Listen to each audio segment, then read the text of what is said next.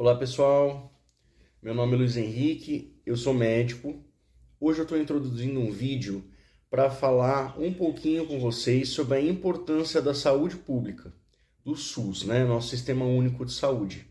Vou explicar um pouquinho o que é a estratégia de saúde da família, qual a importância dos profissionais que compõem a estratégia de saúde da família, e como essa organização ali desses profissionais pode ser muito resolutiva para a maior parte das queixas, digamos 80% das queixas dos pacientes que procuram a saúde pública, em relação a queixas contínuas crônicas.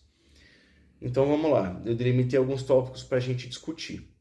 O primeiro é o que é o SUS, A gente vai falar rapidamente sobre isso e, de acordo com o interesse, discussão nos comentários de vocês, a gente pode falar um pouquinho mais especificamente nos próximos vídeos. Então, o SUS é chamado Sistema Único de Saúde. Ele é o sistema de saúde grátis, público, que o Brasil oferece, Tem outros países do mundo que têm sistemas de saúde público, mas não são todos, A maioria não tem. Inclusive, é muito dispendioso, é muito gasto e caro fazer um plano de saúde ou um pagamento de uma questão de saúde em outros países, Estados Unidos, etc. Então, o SUS ele vai ter uma base, que é a atenção básica, que é a estratégia de saúde da família, que são os postinhos, chamados de postinhos, as UBSs. E o porquê que é chamado de saúde da família? É porque o paciente ele tem que ser visto como um todo, e não só como uma doença, como era antigamente a medicina. E não é visto só o indivíduo, e sim a família a qual ele pertence, porque isso vai dizer tanto sobre ele quanto das doenças que ele pode ter ou que ele vai ter. Então é feita a profilaxia, que é evitar as doenças, nessa nova proposta de saúde pública, que é muito moderna e muito interessante, que a gente tem aqui no nosso país, o Brasil. Então, na estratégia de saúde da família, vão resolver a maior parte das queixas. 80% das queixas não precisarão ser encaminhadas. Por mais que muitos pacientes que venham ali nas queixas falam, não, eu quero encaminhamento para tal especialidade, muitas vezes, não sempre, aquilo pode ser resolvido pelo médico clínico ou pelo ginecologista ou pediatra, que na maior parte das vezes está presente na estratégia, no postinho. E quais são os outros profissionais que compõem essa organização, esse conjunto, essa equipe que vai trabalhar em prol de um bairro, ali, de um município, mas de uma microárea dentro desse município, que vão ter determinadas pessoas, geralmente um bairro. A gente vai ter um médico, que vai ter um médico clínico. Ele trabalha de uma forma generalista, geralmente. Então, ele resolve questões ginecológicas básicas, pediátricas. Quando é mais específico, ele encaminha ou trabalha conjuntamente com o ginecologista da unidade, o pediatra, ou se não tiver na unidade, no município tem.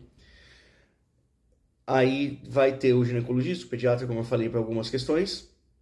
Vai ter o enfermeiro, que tem a função de gestão e também de atendimento, Ele faz a função dele de enfermagem e também de gestão, então é bastante importante a atuação da enfermagem na estratégia de saúde da família. O enfermeiro é o chefe, ele é o coordenador de tudo. Claro que tem reuniões, tem tudo, mas ele que vai delimitar. Aí temos o secretário, o recepcionista, que vai ter ali. O recepcionista ele vai ter um contato direto ali, que vem a população das queixas, que muitas vezes pede encaixe, ele vai ter que ter o jogo de cintura para conversar com os profissionais de saúde diretamente, entre outras funções. A gente vai ter também o ACS, que ali eu diria que é a parte mais brilhante da estratégia de saúde da família, porque ele é o vínculo direto do postinho com o munícipe, com o habitante. E ele vai ver aquilo que o habitante está precisando, de uma maneira, ele faz visitas domiciliares ali, de uma maneira periódica nas casas, principalmente nas casas que necessitam mais, e traz essas queixas, traz essas demandas ao posto para que elas sejam resolvidas, marcadas consultas ou visitas domiciliares, que inclusive são um serviço que os postos de saúde oferecem para pacientes domiciliados, acamados, pacientes que estão em situação ali de sequelas, né, de acidentes vasculares encefálicos, de AVC ou seja o que for, que não conseguem andar, diversas doenças, né? Aí tem os auxiliares de enfermagem, que também são muito importantes, né? Eles fazem tanto as triagens de atendimento, fazem procedimentos, né? Aplicação de medicações, acompanham a glicemia, a pressão dos pacientes, entre outras funções, tá? Então, a estratégia, mais ou menos, ela consegue ser resolutiva em 80% dos casos, 20% em média, que deve ser encaminhado para a especialidade, né? E a gente vai falar um pouquinho mais disso em outros vídeos. Eu vou especificar um pouquinho mais cada especialidade que existe, quando que ela é fundamental, dentre dessas queixas de atenção básica. A gente não vai falar ainda de coisas tão específicas, a menos que surja demanda. Então, por exemplo, eu vou dar um exemplo para vocês. O que a atenção básica tem que cuidar de uma forma muito interessante, por exemplo, diabetes, pressão alta, ela tem que estar em cima disso sempre.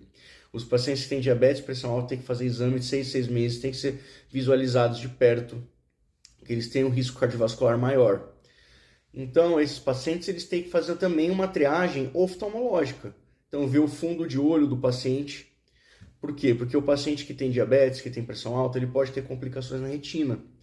Então, dentro do postinho, na maioria das vezes não dá para fazer o fundo de olho. Até alguns conseguem fazer, né? Tem o oftalmoscópio, mas na maioria das vezes não faz. E aí precisa do oftalmologista para fazer essa função que é básica, mas é essencial. Então, essa função também faz parte da atenção básica, né? Por mais que o oftalmo faça parte, né? Aí os outros encaminhamentos são encaminhamentos realmente mais específicos. Então, é isso que eu queria falar nesse vídeo, pontuar algumas informações.